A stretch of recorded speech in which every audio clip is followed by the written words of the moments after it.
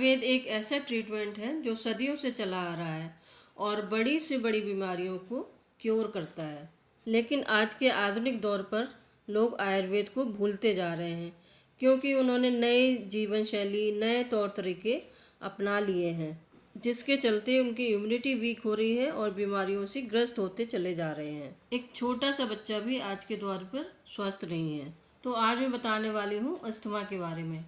आज की life style को देखते हुए छोटे से बच्चे को से लेकर के बड़ों तक किसी को भी अस्थमा की शिकायत हो सकती है। हेलो एवरीवन, मैं हूँ श्रद्धा सिंह।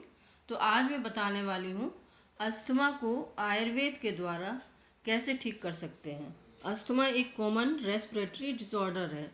अस्थमा एक ऐसी बीमारी है जो क्रोनिक नेचर की है, जिसका एलोपैथी में कोई इलाज नहीं है। हमारी जो श्वास नली होती है उसमें सूजन आ जाती है और वो सिकुड़ जाती है, जिसकी वजह से सांस लेने में प्रॉब्लम होने लग जाती है। तो आयुर्वेद में अस्थमा का सफल इलाज है। तो इससे पहले हम इसके लक्षण के बारे में जान लेते हैं।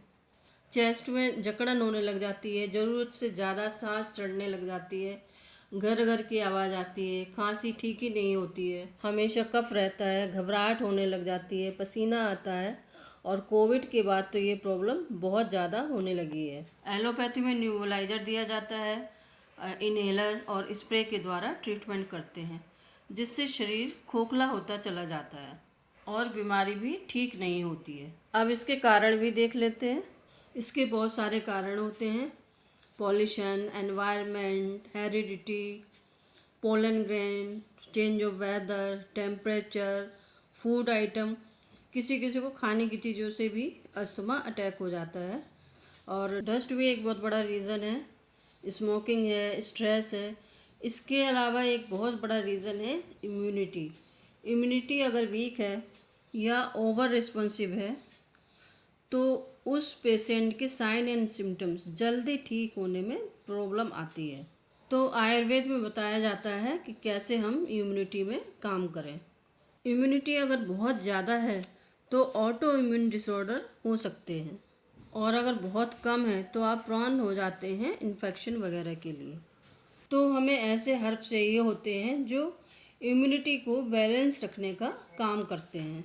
और इसके साथ साथ अपनी लाइफ स्टाइल चेंज करनी होगी, थोड़ा सा व्यायाम और प्राणायाम भी करना होगा।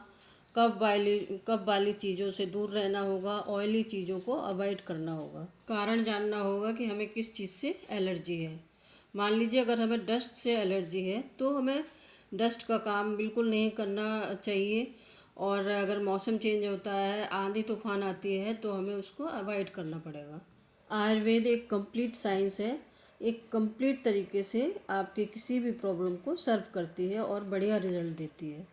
तो इन्हीं कुछ जड़ी बूटियों से मिलकर के बनाया गया है रेस्पिरिच कैप्सूल, जिसमें हरी इलायची, दालचीनी, मुलैठी, ब्लैक पेपर, यष्टि मधु अर्क, सूठी अर्क, मुलनी अर्क, पाषाण भेद अर्क, अडुलसा अर्क, हरिद्रा अर्क, जो हमारे अस्थमा के लिए बहुत ही कारगर है।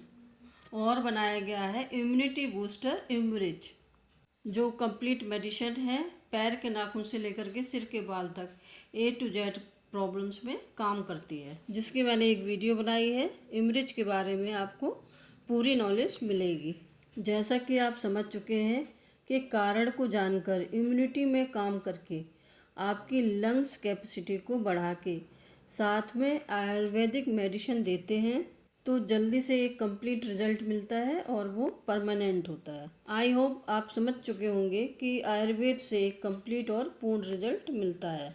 So stay fit and healthy. I hope आपको वीडियो अच्छा लगा होगा, तो लाइक कीजिए, शेयर कीजिए और सब्सक्राइब जरूर कीजिए। Thanks for watching.